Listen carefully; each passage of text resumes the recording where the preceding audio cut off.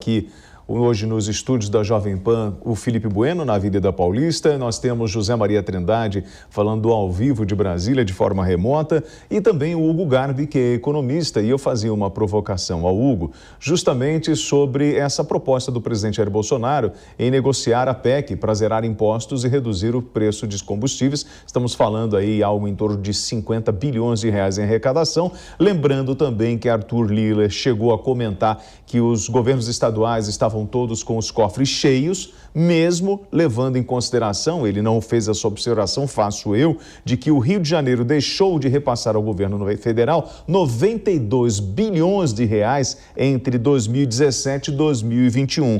Hugo Garbi, seria possível zerar o preço dos combustíveis? E o que eu vou fazer, já que eu não tenho essa arrecadação? Eu vou quebrar os estados? Olha, William, pergunta boa. Primeiro, boa tarde, Zé Maria, Felipe. Veja, vamos fazer uma análise um pouco mais ampla da situação que o governo se encontra mediante toda a crise do coronavírus. Eu dediquei os últimos 20 anos da minha carreira estudando crises econômicas. Vamos pegar as últimas duas crises econômicas que nós tivemos no Brasil. A crise de 2008, que foi a crise americana do subprime, ela teve uma característica muito específica. Foi uma crise americana que se alastrou para o mundo todo. O Brasil vivia um momento de crescimento econômico, mas a crise americana do subprime ela não foi forte o suficiente para poder afetar a economia brasileira, pelo menos no curto prazo. Muito bem. A próxima crise nós tivemos 2014, 2016, que foi uma crise econômica brasileira. Tá? O mundo todo crescia a 2 dígitos, mas o Brasil, de forma muito particular, teve uma crise econômica interna e uma recessão e uma depressão econômica muito forte, inclusive. Quais foram as duas principais características dessas crises nos governos até então, nesse período, que estavam sob administração nesse período? Intervenção do Estado para fomentar a economia.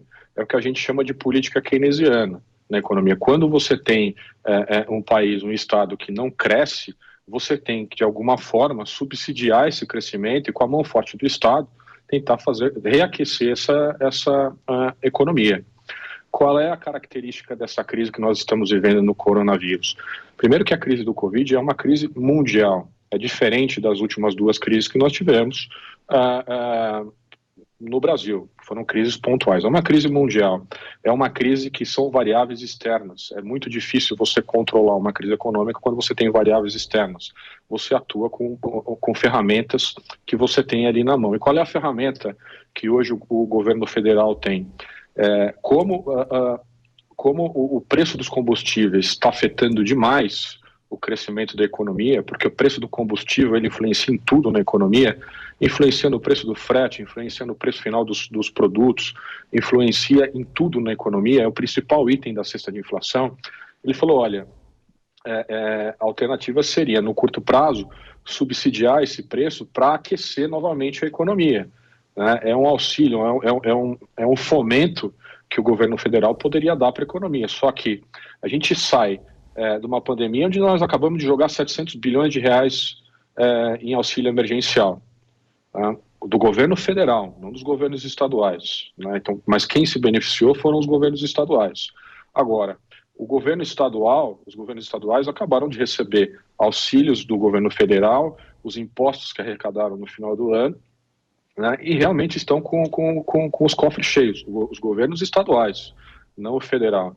Então, eu acho que, primeira parte da pergunta, eu acho que o subsídio temporário ele é válido, mas tem que ter uma articulação entre o governo federal e o governo estadual, porque o governo federal hoje, será que tem caixa para isso? Eu acredito que não. Um governo que acabou de investir quase R$1 trilhão, foi a segunda maior ajuda do mundo em termos de auxílio. A segunda maior ajuda do mundo, só perde para os Estados Unidos, depois vem o Brasil, o auxílio que nós demos para a população. Então tem que ter um pouco de consciência, deixar a política de lado e promover uma ajuda mútua, porque o preço do combustível está acabando com a economia do país.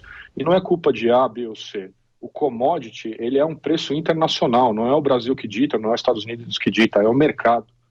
Né? Então esse é um ponto principal para ser analisado. Hugo, vamos aproveitar. Você falou